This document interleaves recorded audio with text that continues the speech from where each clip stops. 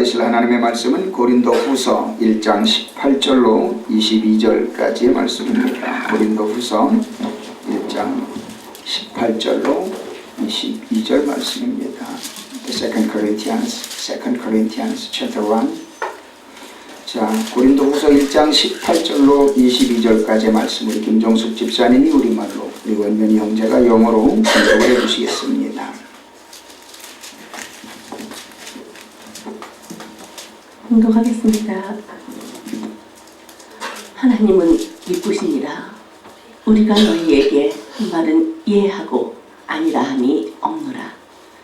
우리 곧 나와 실로아노와 디모데로 말미암아 너희 가운데 전파된 하나님의 아들 예수 그리스도는 예하고 아니라 함이 되지 아니하셨으니 그에게는 예만 되었느니라.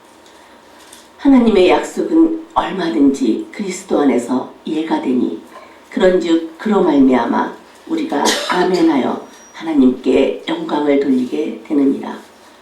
우리를 너희와 함께 그리스도 안에서 굳건하게 하시고 우리에게 기름을 부으신 이는 하나님이시니 그가 또한 우리에게 임치시고 보증으로 우리 마음에 성령을 주셨느니라. 아멘. A Bible reading to Corinthians chapter 1 verse 18 to 22.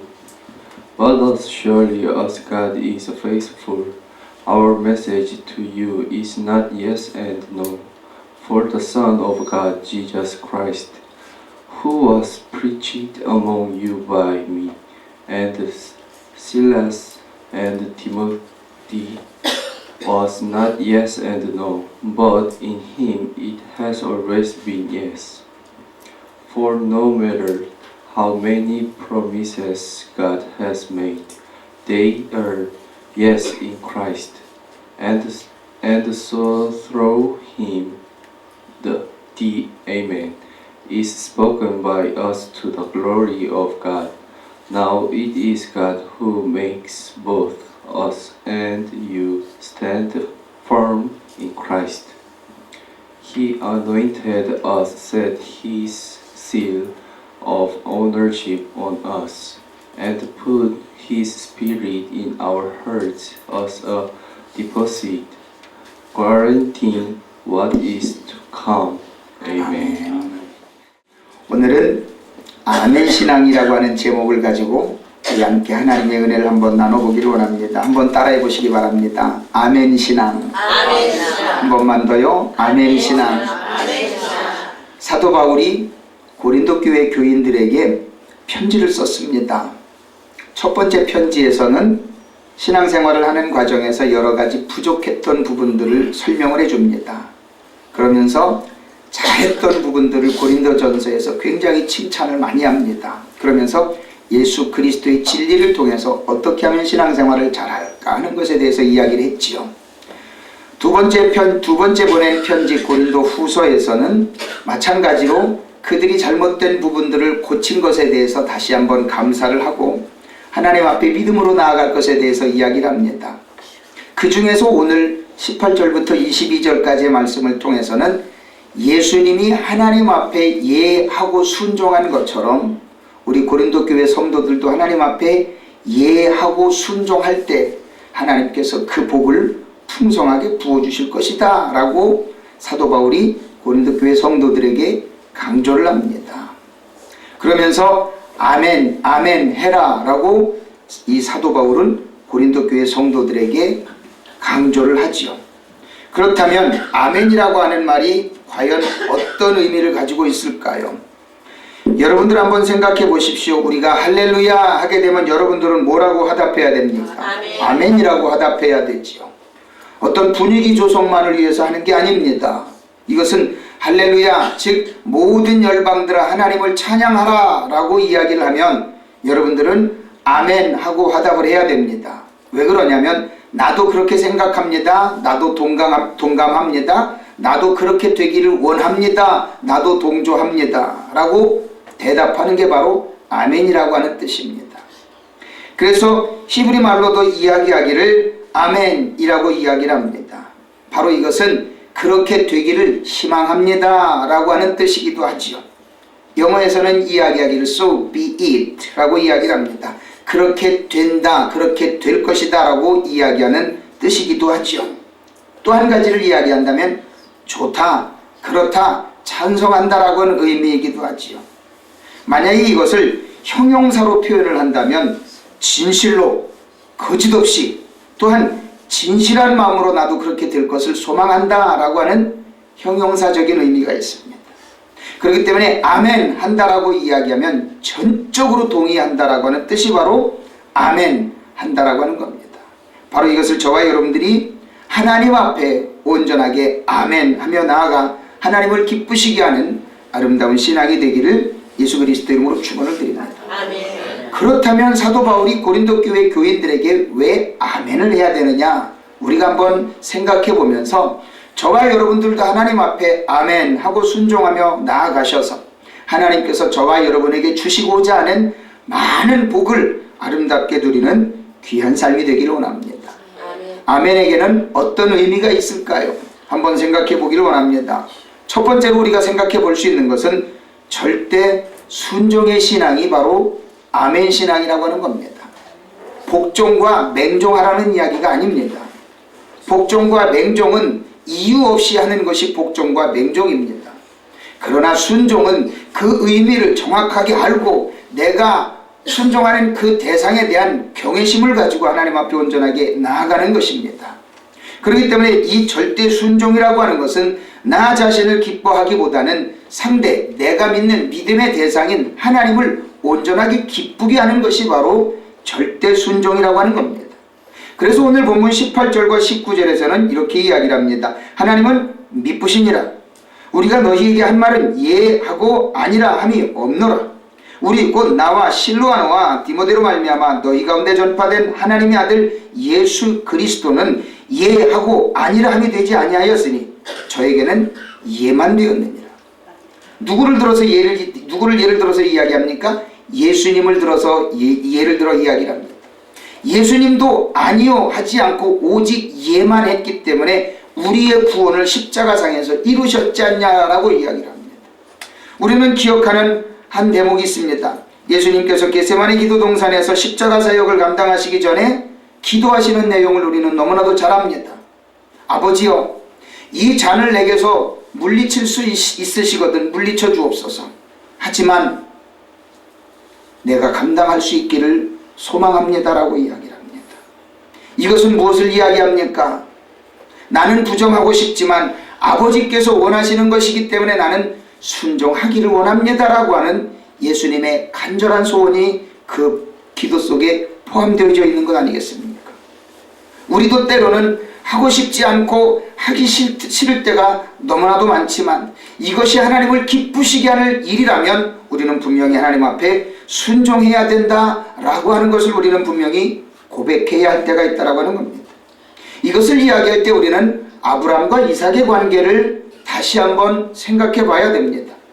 창세기 26장 2절부터 5절까지는 하나님이 아들 이삭에게 내가 너에게 복을 줄 거다라고 이야기를 하는데 너에게 복을 줄 때 아버지 아브라함과의 관계를 하나님은 설명을 하십니다. 뭐라고 설명하시냐면 창세기 26장 2절부터 5절까지 여호와께서 이삭에게 나타나 가라사대 애굽으로 내려가지 말고 내가 네게 지시하는 땅에 거하라. 이 땅에 유하면 내가 너와 함께 있어 네게 주고 내가 이 모든 땅을 너와 네 자손에게 주리라. 내가 네 아비 아브라함에게 맹세한 것을 이루어 네 자손을 하늘의 별과 같이 번성케 하며 이 모든 땅을 네 자손에게 주리니 네 자손을 인하여 천하 만민이 복을 받으리라. 이는 아브라함이 내 말을 순종하고 내 명령과 내 계명과 내 율례와 내 법도를 지켰음이니라 하십니다. 5절에서는 분명히 이야기합니다. 아브라함이 이삭에게 복을 줄 때 내가 너에게 이러이러한 복을 줄 거야. 근데 그 이유는 네 아버지 아브라함이 내게 순종해서 내 율례와 법도를 다 지켰기 때문에 그 복이 너를 통해 흘러가는 거야 라고 이야기를 합니다. 여러분들이 하나님 앞에 순종하고 하나님의 뜻을 따르면 여러분들도 복을 받지만 누가 복을 받는다고요? 여러분의 자녀들이 복을 받는 겁니다. 하나님, 내 생각엔 그게 아닌데요, 왜 꼭 그래야 돼요? 라고 반박하면서 하나님의 뜻에 무엇인가 이유를 달고 부정적인 의미를 부여한다면 우리 자녀들이 받을 복은 없다라고 하는 겁니다. 창세기 26장에서 분명히 이야기하는 것은 네가 복을 받을 당연한 이유는 네 아버지 아브라함이 순종했기 때문에 네가 복을 받는 거야 라고 하나님은 이삭에게 분명하게 그 당위성을 설명을 합니다. 때문에 내가 복을 받은 것처럼 내 자녀들도 복을 받기를 원한다면 우리는 분명히 하나님의 뜻에 순종하는 믿음으로 가야 된다라는 겁니다. 이것이 바로 순종입니다. 이 순종이 복종과 맹종과는 분명히 차이가 난다라는 겁니다. 때문에 내 생각과 다르더라도 우리는 주님 앞에 분명히 나아가 하나님께 순종할 수 있는 삶이 되어져야 됩니다. 이것을 우리가 이해하기 위해서는 신명기 27장을 우리가 이해해 봐야 됩니다. 신명기 27장을 빨리 찾으실 수 있는 분들은 한번 찾아보셔도 괜찮습니다. 자, 이 절대 순종이라고 하는 것은 하나님께 특별히 선택된 귀한 성도들을 가장 위대하게 만드는 모범적인 신앙이라는 것을 우리가 한번 생각해 보는데, 이것을 말씀으로 확인해 보게 되면 신명기 27장 15절부터 26절까지를 봐야 됩니다. 자, 신명기 27장 15절부터 26절까지를 보게 되면요, 다 안 읽으셔도 괜찮습니다.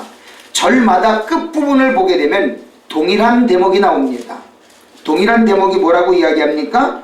모든 백성은 응답하여 아멘 할지어다. 모든 백성은 아멘 할지어다. 모든 절 끝에는 뭐라고 이야기를 합니까? 모든 백성은 아멘 할지어다. 모든 백성은 아멘 할지어다. 모든 백성은 아멘 할지어다. 이게 어떤 대목이냐면, 모세는 하나님 앞에 율법을 받았습니다. 그리고 백성들을 어떻게 가르쳐야 하는지, 이 세상에서 어떤 방식으로 어떻게 살아야 되는지에 대해서 모세는 하나님께 받은 말씀을 백성들에게 명령을 합니다. 그러면서 모세는 백성들에게 강조를 합니다. 뭘 강조한다고요? 모든 백성은 아멘 할지어다. 왜 그래야 될까요? 아까 소두에 설명드린 것처럼 아멘이라고 하는 말은 나도 그렇게 되기를 원합니다. 나도 찬성합니다. 나도 동의합니다. 나도 그렇게 될 것을 확신합니다. 라고 하는 말씀이 아멘이라고 하는 겁니다. 그렇기 때문에 모세는 모든 말씀을 한마디 한마디 하고 나서 꼭 끝나고 나면 모든 백성은 아멘 할지어다 라고 모세는 백성들에게 요구를 합니다. 말 그대로 반강제예요. 왜 그럽니까? 백성들이 복을 받아야 하니까. 만약에 아멘을 안 한다면 그 복은 자기의 것이 아니지요. 때문에 하나님 앞에 말씀 들은 뒤에는 분명히 아멘을 해야 그것이 자기의 것이 된다라는 겁니다. 그래서 모세는 모든 백성들에게 한 말씀 한 말씀 한 말씀 다 가르치고 나면서 마지막 한마디 끝나고 나면 백성들은 아멘 할지어다. 한 가지를 가르쳐주고 백성들은 아멘 할지어다라고 모세는 강조하는 것을 보게 됩니다. 왜 그래야 될까요? 우리가 아멘으로 고백할 때 하나님께서는 내 마음의 문을 활짝 열어주셔서 그것이 내게 내 것이 되어지게 한다는 겁니다. 오늘 본문 다시 말씀드리면 고린도후서 1장 19절에서는 이 사도 바울이 강조하는 게 있습니다. 예수님께서 본을 보이셨기 때문에 여러분들도 하나님 앞에 그렇게 실천해야 된다라고 이야기합니다. 오늘 본문 19절을 다시 말씀드리면 이렇지 않습니까? 우리 곧 나와 실로아나와 디모데로 말미암아 너희 가운데 전파된 하나님의 아들 예수 그리스도는 예하고 아니라 함이 되지 아니하였으니 저에게는 예만 되었느냐. 하나님의 아들이신 예수 그리스도도 하나님께서 허락하신 그 사역을 감당하시는 모든 과정에 있어서 아니요, 못해요, 할 수 없어요 라고 한 말 한 번도 없다라는 겁니다. 하나님이 시키실 때는 무조건 예만 하셨다라는 것이 예수님께서 실천하신 모습이다라고 사도 바울은 고린도 교회 교인들에게 설명을 합니다. 여러분 한번 마음으로 생각해 보십시오. 내가 무엇인가 하나님께서 원하시는 것이 우리의 귀에 들렸을 때 글쎄요, 왜 그래야 되죠? 꼭 그렇게 해야만 됩니까? 라고 반문하거나 의심을 해보신 일이 있습니까? 이제는 생각을 바꾸십시오. 예수님께서 하신 것처럼 나도 예하고 나아가야 합니다. 그렇게 되면 창세기 26장에 하나님께서 이삭에게 말씀하신 것처럼 내가 너에게 네 아버지에게 허락한 복을 너에게 줄 텐데 그 이유는 네 아버지가 순종했기 때문에 내가 그 복을 너에게 주는 거야 라는 분명한 답을 여러분들도 들을 수 있기를 예수 그리스도 이름으로 축원을 드립니다. 저는 여러분에게 자주 강조드립니다. 우리 부모 세대들이 하신 말씀 있죠? 내 자식을 위해서는 뭘 못하겠냐? 여러분들이 정말로 자녀들이 복을 받기를 원한다면 하나님 앞에 절대적으로 순종하십시오. 그래야 여러분들 자녀들이 복을 받는 겁니다. 여러분들 가슴속에 왜, 뭐 때문에, 왜 그러는데 그게 말이 돼? 라고 마음으로라도 생각한다면 하나님께서는 여러분의 자녀들에게 그 복을 주실 수가 없다는 겁니다. 바로 하나님은 우리에게 원하시는 것, 무조건 예하고 순종하며 나아갈 때 하나님께서는 그 복을 여러분들 뿐만이 아닌 여러분의 자손과 후손들에게도 그 복을 주신다는 사실을 믿으시기를 예수 그리스도 이름으로 축원을 드립니다. 사도 바울은 고린도 교회 교인들에게만 이 말씀을 한 것이 아니라 빌립보 교회 성도들에게도 이 예수님께서 직접적으로 몸으로 실천하셨던 부분을 이렇게 이야기하지 않습니까? 빌립보서 2장 5절부터 8절까지는 우리가 너무나도 잘 알고 있는 말씀이지요. 너희 안에 이 마음을 품으라. 곧 그리스도 예수의 마음이니 그는 근본 하나님의 본체시나 하나님과 동등됨을 취할 것으로 여기지 아니하시고 오히려 자기를 비워 종의 형체를 가져 사람들과 같이 되었고 사람의 모양으로 나타나셨으며 자기를 낮추시고 죽기까지 복종하셨으니 곧 십자가에 죽으심이라. 어느 누가 너 나 때문에 대신 좀 죽어줄래? 하는데 죽어줄 사람이 이 세상에 누가 있습니까? 부모를 위해서 대신 죽어줄래? 하면 마음은 있지만 실천을 못하는 게 사람의 마음 아닙니까? 친구를 위해서 죽어줄래? 친구를 너무 좋아하니까 할 수는 있다는 생각은 가질 수 있지만 실천을 못하는 게 사람입니다. 그러나 예수님은 하나님께서 이 인류를 위하여 네가 죽어줘야 되겠다라고 이야기하실 때 예수님은 그 말씀에 무조건 아멘하고 순종하며 이 땅에 오셔서 우리 인류의 모든 죄를 위해 죽어주신 분이 바로 예수님이라고 하는 겁니다.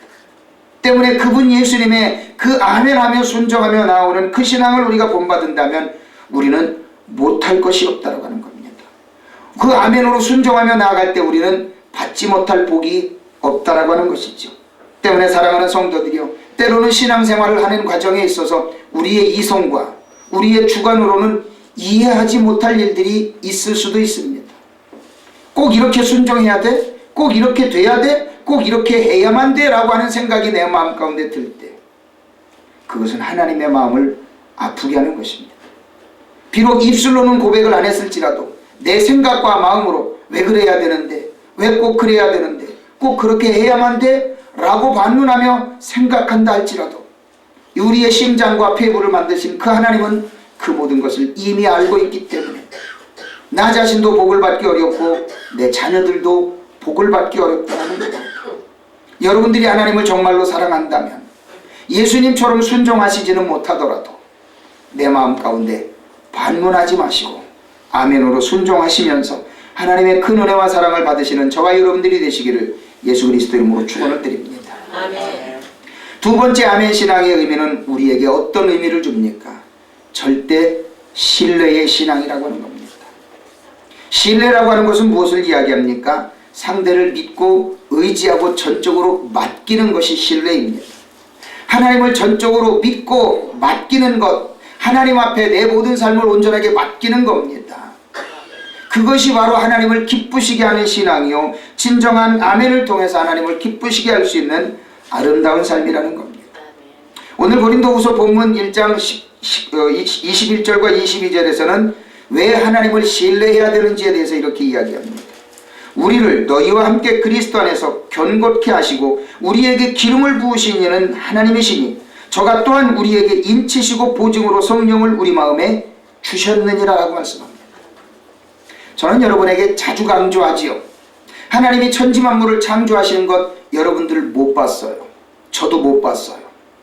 그런데 믿게 돼요. 2000년 전에 예수님께서 나를 위해 십자가에 죽어주셨다는 것 내 눈으로 못 봤어요. 그런데도 믿어져요. 왜 그럴까요? 그것을 믿도록 하시는 성령님을 내 마음 가운데 보내주셨기 때문에 나는 그것 안 봤어도, 예수님이 그렇게 고난당하시는 것 안 봤어도 나는 믿어져요. 그게 무엇입니까? 성령님께서 내 안에 오셔서 하시는 사역이 바로 믿게 하시는 사역이기 때문에. 그래서 오늘 본문 21절과 22절에서 하시는 말씀이 성령께서 내 안에 오셔서 보증하셨다라고 하는 말씀이 그 말씀이라고 하는 겁니다. 내가 믿어지는 이유가 하나님이 천지만물을 창조하시는 것 내 눈으로 못 봤어도, 예수님이 나 때문에 십자가에 죽어주신 것 내 눈으로 못 봤어도 믿어지는 게 성령께서 내 안에 오셔서 보증하시기 때문에 내가 믿어진다라는 겁니다. 이것이 바로 하나님을 절대적으로 신뢰할 수 있는 가장 큰 믿음의 근본이라고 하는 사실입니다.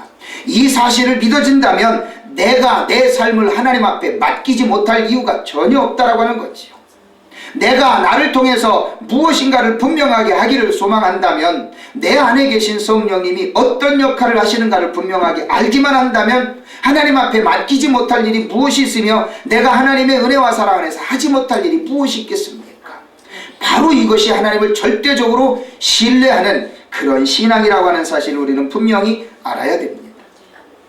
마가복음 9장에서는 우리가 너무나도 잘 알고 있는 사건이 있죠. 간질병 걸린 아들을 아버지가 데리고 옵니다. 제자들이 기도해줘도 못 고쳤습니다. 예수님을 만났습니다. 예수님께서 그것을 치료하기를 소망합니다. 그러자 그 아버지의 고백이 뭡니까? 할 수 있거든요. 무슨 말이냐? 믿는 자에게 능치 못함이 없지 않냐? 라고 아버지에게 이야기할 때 아버지는 즉각적인 대답을 이렇게 하지 않습니까? 곧 그 아이의 아버지가 소리 질러 가로되 내가 믿나이다. 나의 믿음 없는 것을 도와주소서 라고 그 아버지는 예수님께 간청을 합니다. 왜요? 내가 믿음이 없어서 이 일이 이루어지지 않았다라고 하는 것을 솔직하게 고백하는 겁니다. 예수님의 제자들도 믿음이 없으니까 못 고쳤지요. 예수님은 뭐라고 그래요? 능치 못함이 없다라고 분명하게 예수님께서 말씀하시지 않습니까? 우리 성도들이 가장 해야 될 일들 중에 하나가 그겁니다. 목사님 기도해 주세요. 목사님 기도해 주세요. 저는 여러분에게 말씀합니다. 저도 기도하지만 여러분도 기도하세요. 기도를 담임 목사에게만 부탁하고 여러분들이 기도 안 한다면 여러분들의 믿음은 어디로 가는 믿음입니까? 담임 목사는 여러분들을 위해 매일매일 기도합니다. 그러면 여러분들은 어떻게 돼요? 우리 목사님이 기도하니까 나는 안 해도 돼? 아닙니다. 담임 목사가 기도하는 만큼 여러분들도 기도해야 그 기도의 능력이 배가 되는 것이지. 아멘? 바로 이 간질병 걸린 아이의 아버지가 하는 고백이 바로 그 고백입니다. 나를 용서하소서. 내 믿음이 없는 것을 도와주소서. 무엇을 이야기합니까? 내 믿음도 그만큼 성장해 가야 됩니다. 내 믿음도 그만큼 능력을 드러내야 됩니다. 그것이 바로 하나님을 절대적으로 신뢰하는 가운데 이루어지는 일이지, 바로 그것이 앉아서 기다리는 것으로만 끝나지는 않는다라고 하는 겁니다. 요한복음 11장에서 우리가 또 잘 알고 있는 사건이 있지 않습니까? 마리아와 마르다의 사건이 있습니다. 나사로가 죽었습니다. 예수님을 청했습니다. 마르다는 급한 마음에 예수님께서 오실 길을 먼저 나아가서 마중을 나가 기다립니다. 예수님께서 오십니다. 예수님, 나사로가 죽었어요. 나사로가 죽었어요. 그래서 예수님께서는 이야기하십니다. 요한복음 11장 25절부터 27절까지는 이렇게 이야기하죠. 예수께서 이르시되 나는 부활이요 생명이니 나를 믿는 자는 죽어도 살겠고 무릇 살아서 나를 믿는 자는 영원히 죽지 아니하리니 이것을 내가 믿느냐? 이르되 주여 그러하외다. 주는 그리스도시요 세상에 오시는 하나님의 아들이신 줄 내가 믿나이다 라고 마르다는 고백을 합니다. 부활신앙을 가지고 있는 이 마르다, 주님이 오시면 죽은 것마저도 살려주시는 그 예수님의 부활신앙을 마르다는 믿었다라고 하는 겁니다. 때문에 사랑하는 성도들이요, 여러분들이 예수님께서 가지신 그 부활의 능력을 저와 여러분들이 믿는다면 못할 일이 무엇이 있겠습니까? 과학적으로 증명할 수 없는 게 부활입니다.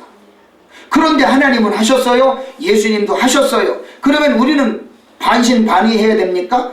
때로 되면 되는 거고 안 되면 못 믿는 거고, 되면 믿는 거고 안 되면 못 믿는 거고, 이게 부활신앙일까요? 아닙니다.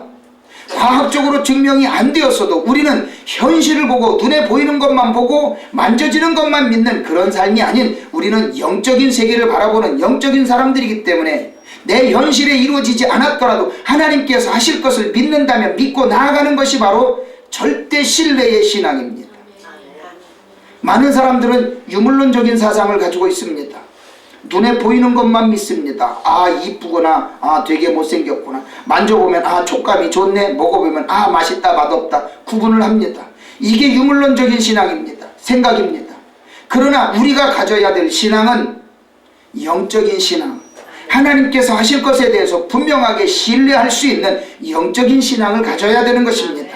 내 눈에 하나님이 보이지 않지만 내 마음 가운데 오셔서 믿게 하시는 성령님을 따라서 믿는 것이 바로 신앙이요 신뢰하는 신앙이라고 하는 겁니다. 이것이 바로 하나님을 기쁘시게 하는 신앙이지. 어떻게 보이지도 않는데 믿어? 어떻게 눈에 나타나지도 보여지지도 않는데 어떻게 믿으라고? 아니 이 일이 이루어질 거라고 믿고 그래 맨날 기도하라고 그래? 말이 안 되잖아.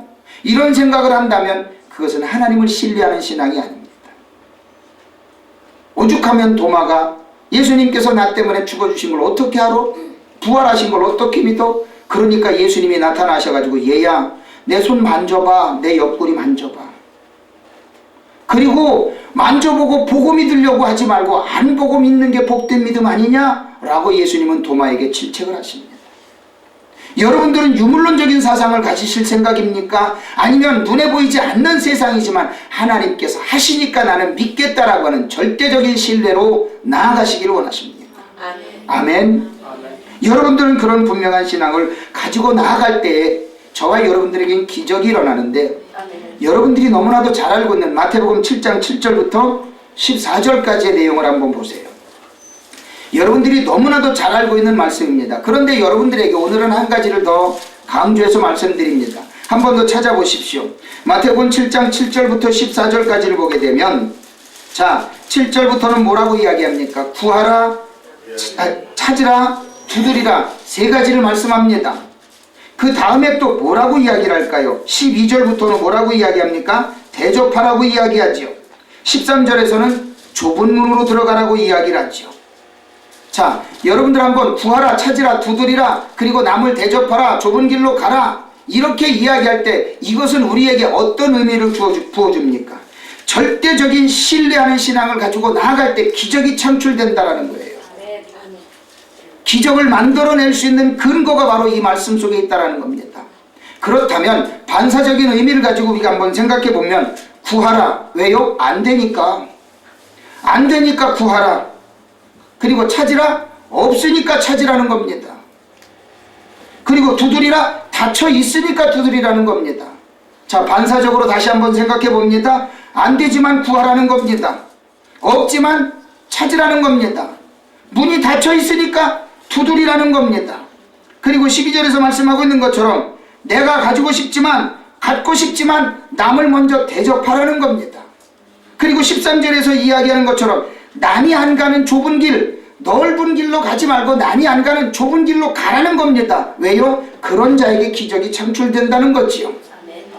바로 생각해 보세요. 안 되지만 구하라는 겁니다. 눈에 보이지 않고 없지만 찾으라는 겁니다. 문이 닫혀 있으니까 두드리라는 겁니다. 열려있는 문으로 들어가는 것 누구나 다 할 수 있는 일 아닙니까? 하지만 닫혀 있지만 두드리라는 겁니다. 열릴 때까지. 이것이 기적을 창출할 수 있는 자들이 가질 수 있는 믿음의 행동 아니겠습니까? 안 되니까 그래 관둬 포기해. 그러면 예수님이 구하라고 구하라고 하십니까? 안 되니까 구하라는 겁니다. 없으니까 찾으라는 겁니다. 문이 닫혀 있으니까 두드리라는 겁니다. 남들 다 가지고 싶고 나도 가지고 싶지요. 하지만 그런 과정 속에서 베풀으라는 겁니다. 대접하라는 겁니다. 그래야 그것이 내게로 온다라는 겁니다.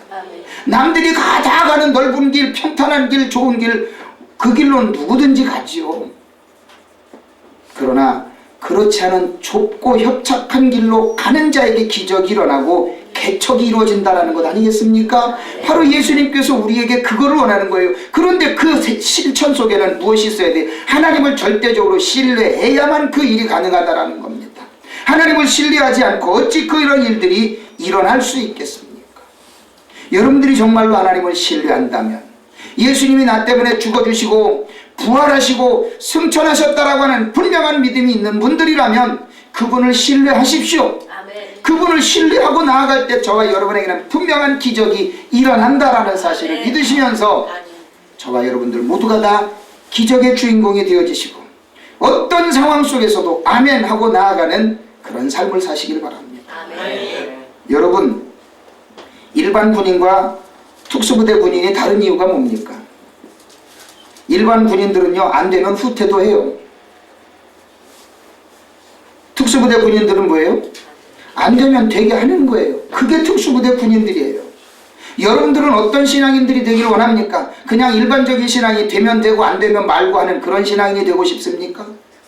기적을 만들어내는 특공대 같은 신앙인들이 되어줘야 되지 않겠습니까? 바로 이것이 하나님을 기쁘시게 하는 신앙이요, 여러분들이 복을 받아 누리는 신앙이 되어진다는 사실이지요.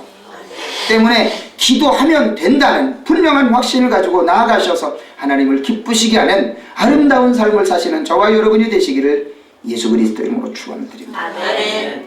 세 번째 우리가 생각해 볼 수 있는 아멘 신앙은 뭘까요? 하나님께 영광 돌리는 신앙입니다. 오늘 본문 20절에서는 너무나도 정확하게 강조를 합니다. 오늘 본문 20절을 한번 합독을 해 보실까요? 자, 시작. 하나님의 약속은 얼마든지 그리스도 안에서 예가 되니 그런즉 그로 말미암아 우리가 아멘하여 하나님께 영광을 돌리게 되느니라. 아멘. 아멘. 우리가 아멘하여 하나님 앞에 나아가면 그것이 뭐가 된다고요? 하나님께 영광이 된다라는 겁니다. 왜요? 왜 그런 게 될까요? 왜 그러는데? 어떻게 그게 가능해? 그게 될 수 있어? 라고 생각하면 하나님을 무시하는 겁니다. 더 정확하게 말씀드리면 안 돼, 못해, 할 수 없어, 이게 왜 가능해, 이게 말이 돼? 라고 이야기하면 하나님의 능력을 부인하는 겁니다. 이해가 되십니까? 그러나 하나님은 하실 수 있다라고 하는 분명한 믿음을 가지고 아멘하면 하나님께서 하시니까 하시는 일로 인하여 우리는 하나님 앞에 영광을 돌리게 된다라는 사실입니다. 때문에 사랑하는 성도들이요, 하나님께서 말씀하신 이 모든 말씀들을 분명하게 믿고 아멘하고 순종하면 어떤 결과가 나온다고요? 하나님이 영광 받으시는 결과가 나타납니다. 이것이 바로 하나님을 기쁘시게 하고 하나님께 영광 돌리는 신앙이라고 하는 사실을 믿으시기를 바랍니다. 이사야 선지자는 하나님의 은혜를 힘입어서 하나님께 받은 명령을 백성들에게 전하는 사명을 받았어요.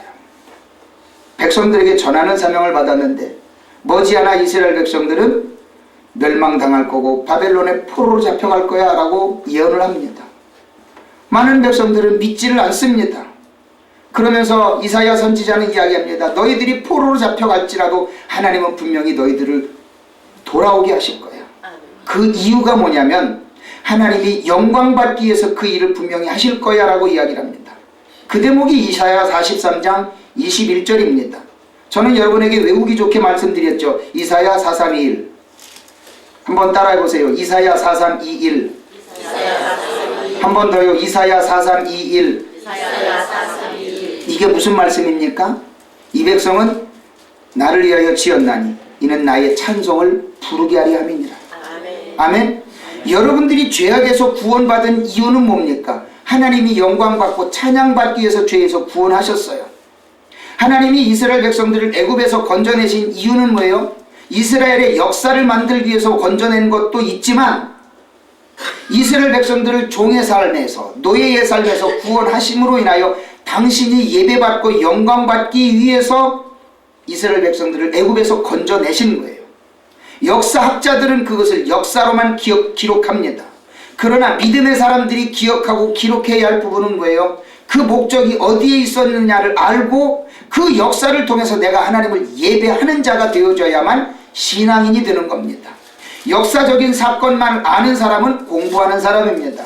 그러나 그 역사적인 사건을 내 신앙에 적용하는 사람은 신앙인이 되어지는 겁니다. 믿으시면 아멘? 이스라엘 백성들을 애굽에서 건져내시는 이유는 당신이 제사를 받기 위해서, 당신이 예배를 받기 위해서 하나님께서 이스라엘 백성들을 건져내신 겁니다. 이것이 신앙의 근본이라는 겁니다. 이것이 구약에서 이루어진 이 이유를 분명하게 할 때 우리를 그럼 오늘날 이 시대를 살아가는 과정에서 나를 죄악 가운데서 건져내신 이유는 뭡니까? 하나님이 예배를 받으시기 위해서. 이것이 바로 하나님께 영광 돌리는 신앙이라고 하는 겁니다. 저와 여러분이 죄에서 구원받지 않았으면 여러분들이 해야 될 일은 뭐예요? 매 주일마다 들로 산으로 놀러 가는 겁니다. 여러분들이 죄에서 구원받지 않았으면 여러분들이 하고 싶은 일, 여러분들이 즐길 수 있는 일, 여러분들이 좋아하는 일들을 하는 게 구원받지 못한 사람들이 하는 일입니다. 젊은 청년들은 금요일 밤마다 나이트클럽 가는 게 일이에요. 나이 많은 분들은 불 반짝반짝하는 곳에 가가지고 짝을 찾아 빙글빙글 도는 겁니다. 주일날마다 들로 산으로 관광하러 다니는 겁니다. 이것이 구원받지 못한 사람들이 세상을 즐기는 방법입니다. 그러나 구원받은 자들이 해야 될 일이 뭡니까? 하나님을 예배하는 일입니다. 금요일마다 나와서 하나님 내 문제를 해결해 주세요. 금요일마다 정해놓고 기도하는 거고요. 여러분들이 매일 밤 나와서 기도하는 이유가 바로 그거라는 겁니다. 그리고 매 주일날마다 무슨 일이 있어도, 아무리 급한 일이 있어도 천지가 개벽을 해도 주일날 와서 예배 드리는 이유가 나를 죄에서 구원하셨기 때문에 내가 그것을 감사해서 주일날 예배를 드리는 겁니다. 그러나 믿지 않는 사람들은 그 구원과 상관이 없기 때문에 자기 자신을 위해 즐깁니다. 이것이 구원받은 자와 구원받지 못한 자의 차이이고, 구원받은 자가 해야 될 일은 내가 하나님을 예배함으로 인하여 하나님의 영광을 드러내는 삶입니다. 이것이 바로 이사야 선지자가 이야기했던 이 백성은 내가 나를 위하여 지었나니 이는 나의 찬송을 부르게 하려 함이니라 라고 하는, 내가 이 땅에 지음받은 목적을 분명하게 고백하는 삶이 바로 이사야 43장 21절의 말씀인 겁니다.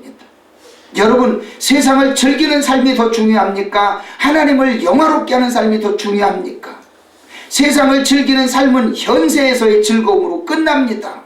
남들보다 많은 즐거움을 몸으로 마음으로 느낄 수 있는 건 사실입니다. 부인 못할 일입니다. 그러나 하나님을 영화롭게 하는 그 삶이 때로는 외로울 수도 있고, 때로는 힘들 수도 있고, 때로는 현실 속에서 손해를 많이 느낄 수도 있습니다. 그러나 궁극적인 목적은 어디에 있습니까? 내가 하나님을 영화롭게 할 때 영원한 천국이 나를 기다리고 있고, 그 영원한 천국이 내게 주는 그 기쁨은 현실에서는 끝나지 않고 느낄 수 없는 것이지만, 천국에서 누리는 그 기쁨과 감사와 영광은 영원하다라는 겁니다. 여러분들은 어디에 투자를 하고 싶습니까? 투자를 잘하는 사람들은 단기적인 것만 보고 투자하지 않습니다. 정말 똑똑하고 돈 잘 버는 사람은 장기적인 안목을 두고 투자를 합니다. 마찬가지로 우리의 신앙과 우리의 영생도 장기적인 것만 보고 즐거워할 것이 아니라 영원한 생명을 보고 바라보고 꿈꿀 줄 아는 자들, 이것을 위해 시간을 투자하고 정진할 줄 아는 진정한 신앙인들이 되어줘야 되지 않겠습니까? 그럴 때 바로 하나님께서 영광을 받으시고 우리의 삶에는 풍성한 은혜와 복이 넘쳐난다라는 사실을 믿으시기를 예수 그리스도 이름으로 축원을 드립니다. 갈라디아서 3장 13절과 14절에서는 우리에게 그것에 대한 분명한 의미를 성령께서 주관하고 계시는 것에 대해서 이렇게 말씀해주고 있습니다. 그리스도께서 우리를 위하여 저주를 받은 바 되사 율법의 저주에서 우리를 속량하셨으니 기록된 바 나무에 달린 자마다 저주 아래 있는 자라 하였습니다. 이는 그리스도 예수 안에서 아브라함의 복이 이방인에게 미치게 하고 또 우리로 하여금 믿음으로 말미암아 성령의 약속을 받게 하려 함이니라. 아멘. 여러분들이 믿고 아는 지식으로만 끝나는 것이 아니라 성령께서 내 안에 오셔서 그것을 보증하고 인쳐주심으로 인하여 내 삶을 통해 누리는 아름다운 삶을 십자가상에서 완벽하게 이루어 주셨음을 내 안에 믿게 하시는 그 성령님을 따라서 날마다 승리하시는 아름다운 삶을 살아가시기를 예수 그리스도의 이름으로 축원을 드립니다. 아멘. 오늘 말씀의 결론을 드립니다. 아멘이라고 하는 것은 순종과 신뢰의 절대적인 표현입니다. 다시 한번 말씀드립니다. 아멘은 순종과 신뢰의 절대적인 표현입니다. 그 순종과 신뢰가 하나님 앞에 온전하게 드려질 때 내 신앙은 성장해 나갑니다. 그리고 능치 못함이 없는 능력을 나타냅니다.